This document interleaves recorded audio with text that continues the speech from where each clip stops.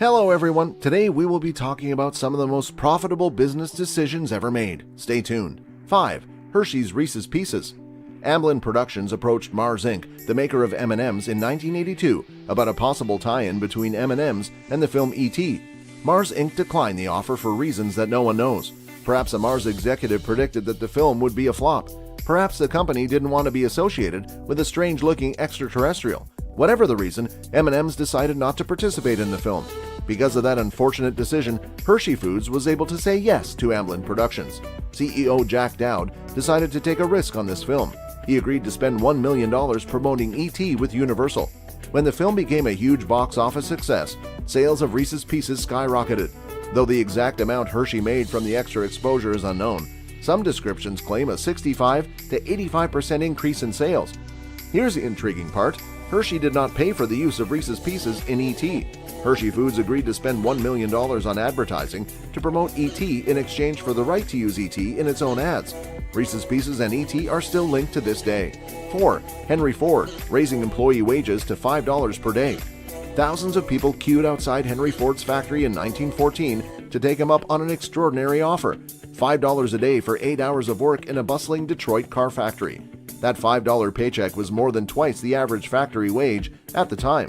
The 8-hour workday was 1 hour shorter than the typical 9-hour workday for most Americans. Ford's primary motivation for instituting the $5 a day workday was to stabilize the workforce. Ford realized that in order to keep workers who could handle the pressure and monotony of his assembly line, he needed to compensate them. It's widely assumed that Henry Ford increased wages in order to expand his market, paying employees enough to buy the cars they built. This after effect contributed to the formation of what we now call the middle class. 3. Netflix. Focus on streaming and get out of the DVD shipping business. By the year 2000, Blockbuster had 25,500 employees working in 8,000 movie rental stores and a parallel distribution system of 6,000 DVD public vending machines. In addition, the company generated $500 million in annual cash flow and was valued at $3 billion. It was valued at $8 billion around 2005. Netflix was making a name for itself at the time by shipping DVDs to customers and later allowing customers to stream movies and television over the internet. In February 2007, the company delivered its billionth DVD and began to transition away from its original DVD core business model by introducing video on demand. From 2006 to 2011, Netflix expanded as DVD sales declined. Blockbuster, on the other hand, chose to stick with its retail video store business model rather than prioritize its video-on-demand service. We can all guess what happened next. The sad part of the story is that in the late 1990s, when Netflix was struggling and losing money, its founder, Reed Hastings, offered to sell Netflix to Blockbuster for $50 million. Blockbuster eventually declined. Netflix reported in 2013 that it had added 2 million U.S. customers during the fourth quarter of 2012. Giving it a total of 27.1 million U.S. and 29.4 million total streaming customers worldwide. Furthermore, revenue increased by 8% to $945 million during the same period. Reed Hastings mentioned one of the main reasons for Netflix's success in a press release in 2010. It is clear that our performance and the overall appeal of the Netflix service are being driven by subscribers watching instantly, he said. 2. Apple, bringing Steve Jobs back. In 1976, Steve Jobs and his friend Steve Wozniak founded Apple in his family's suburban garage. Apple went public in 1981 and entered the Fortune 500.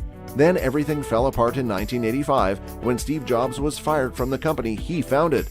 During his time away, Jobs founded Next Computers and the graphics group, later renamed Pixar.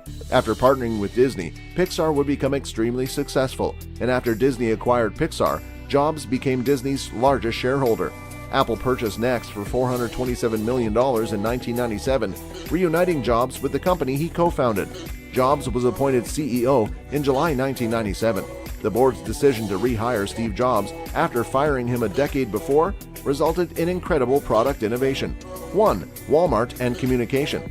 It's difficult to imagine a world without Walmart, but before Walmart became one of the world's largest corporations, CEO and founder Sam Walton pioneered a concept known as Saturday morning meetings. Every Saturday morning, all employees would gather at headquarters to discuss what was selling, what wasn't, and any problems or good news that had arisen during the week. As a result, Sam Walton had a pulse on what was going on at the store on a daily basis, and his employees were laser-focused on what was important. Walmart now has over 10,000 stores, including Sam's Club, and an annual revenue of $447 billion. That's all we've got for now. If you enjoyed the show, please subscribe by clicking on the subscribe